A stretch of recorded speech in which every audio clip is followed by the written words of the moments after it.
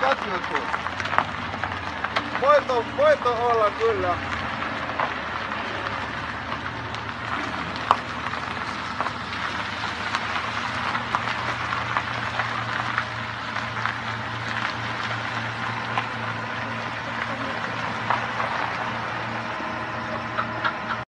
Omo, Simon Ekpa no small o. Now we just dey underrate that guy. This is a video of Simon Ekpa in Finland campaigning for his own election. I want you guys to watch the video, and you will also see him and the current Finland Prime Minister when he was campaigning for his election. The man said follow the campaign for Simon Ekpa. I want make una watch the video, then let me know what you think in the comment section. Thank you.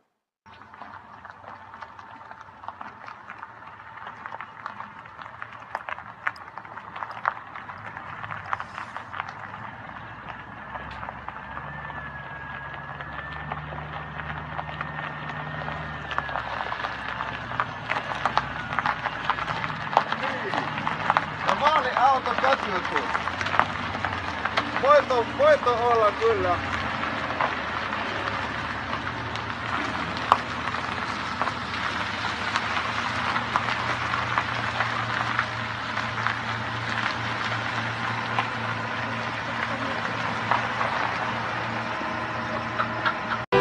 Minkälainen ongelmia tai minkälainen vaikeuksia ja haasteita sä olet kokenut ja niin lapsiperheen? No, varmaan suurin ongelma, jos täällä jotakin hörhöjä pyörii näissä puistoissa. Että se on ainut oikeastaan, mikä on niinku huolestuttanut ehkä pikkusen. Että ei täällä nyt ongelma ole, mutta meillä täällä törmää noihin tällaisia. Joo. Sellaisia ihmisiä, ketkä nyt ei välttämättä ne puistoihin kuulu. Kuulu, joo. Ja ei välttämättä niinku lapsi mukana. Joo, ei todellakaan. Joo. Että siellä on pussissa muita kuin lapsia sitten. Okei. No. Välillä ajatellut sitä. Mutta ei se nyt ongelma täällä on, mutta välillä tapaa.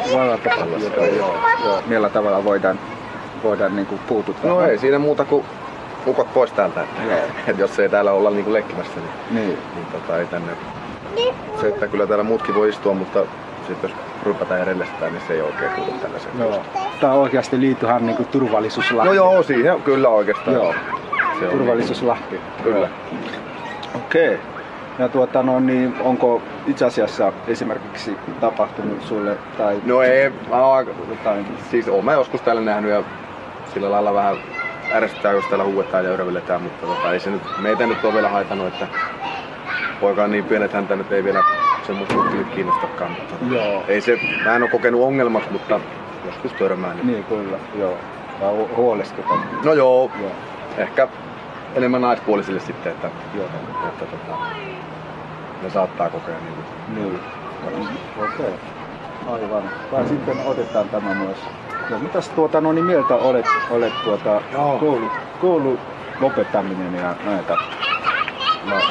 No tietysti meillä kävi hyvä tuuri isomman tytön kanssa, että hän pääsi pieneen kouluun ja siellä tehtiin remontti nyt ja parakeissa ne oli, mutta musta nämä pienet koulut on itsekin pienessä koulussa joskus ollut niin mukavia kouluja, että olisi niinku alaluokat erikseen ja sit vasta yläluokalla.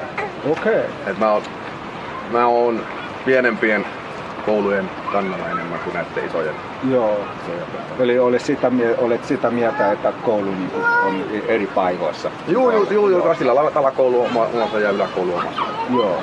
Sitten kun niitä lopetellaan, niin silloinhan aina kasvaa koot niissä kouluissa, mitä jää jäljelle. Mä en oo sen kannalla. Joo. Että kannattaisi lopettaa. Joo, okei. Onko tää niinku koulujutun lisäksi mitä sellaisia, mitä olet kokenut esimerkiksi kuntapalvelut niinku lapsiperheille ja näin poispäin? No ei, kyllä mun mielestä Lahdessa on ihan hyviä asioita. Ainakin tällaisten pienten napiaisten kanssa, että neuvolat enää toimii, hammaslääkärit eilen käytiin itse asiassa ja ei oo kyllä Okei, se on ihan loistavaa. Joo. Loistavaa. Mitäs päiväkodissa? Päiväkoti, joo. Meillä on 10 hoitopäivää pikkupoitsu kanssa, että ei sielläkään oikeastaan, että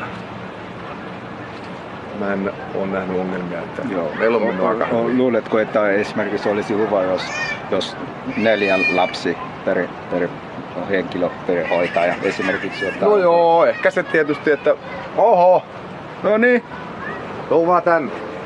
Ehkä se voisi tietysti olla sellainen, että Et kyllähän yhdenkin kanssa itsellä on jo taistelemista tässä ja tuolla sataan viipottaa. Joo. Että se on mitä vähemmän tai mitä enemmän vähemmän lapsia perhehoitaja, niin se on aina parempi. Se on aina parempi. Aikaa jää kuitenkin enemmän. Joo, okei. Okay.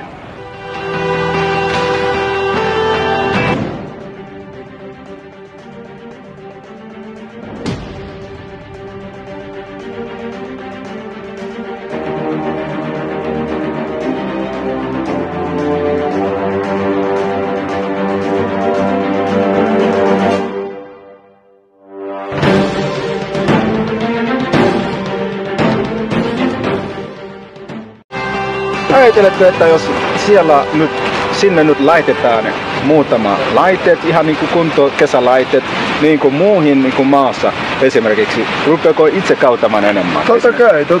Joo. Se on tosi enemmän kivempi ja se on paljon, se on hyvä. Ja luuletko, että muut ihmisiä myös kiinnostaa ja rupeaa treenaamaan siellä kuntoilla? Mun mielestä kuka on oikeasti tuka treeniä. Joo. Ihmisen tuka. Joo.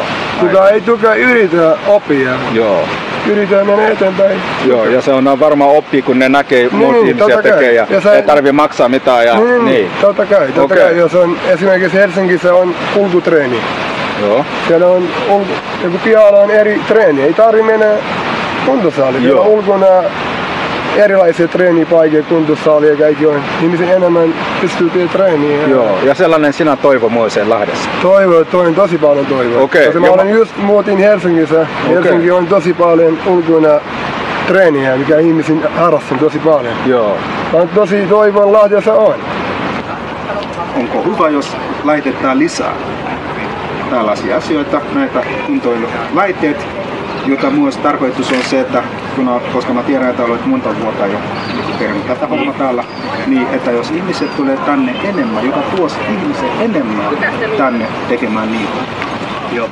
En mä niinku ottaa siihen kantaa, koska mäpä näkisin, kun mä oon ollut tässä paljon, niin mä voisin kertoa sulle, mitä mä oon nähnyt. Noita laitteita käytetään aika hyvin.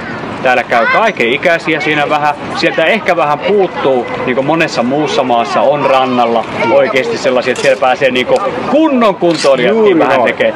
Täällä on makeita. Täällä on niin vanhemmille ihmisille sitä vähän laitettu. Lapsilta oikeastaan puuttuu. Eli lapsille kuntoilulaitteita täällä ei ole.